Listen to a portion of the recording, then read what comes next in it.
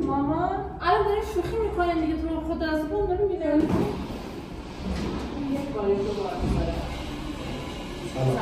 سلام چه میگه اصلا نباش. از آگاهی خدمتتون میرسم برنامه تشریف ببرید. چی؟ پلیس آگاهی بخاطر فعالیت‌های سیاسیتون در فیسبوک. من فیسبوک ندارم اصلا. بیاین اونجا توضیح میدیم. یعنی چی؟ بخاطر فعالیت‌های سیاسی در فیسبوک جان. ندارم اصلا فیسبوک ندارم. بیاین اونجا مشخص میشه.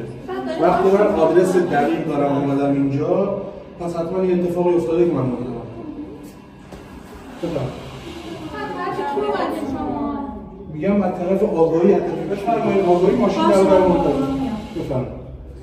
کارشناسیتون لطفاً بیارید من چک کنم. مامان الان دارین شوخی میکنین دیگه، تو خود از بون دارین میدونی اگه سورپرایزی که تمومش کنین دیگه. ما یه کارشناسی لطفاً در ما بیارید. من شاهد شما میشم.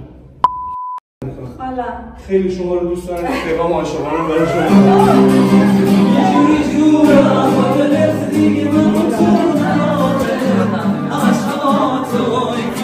این دلی که بیقراره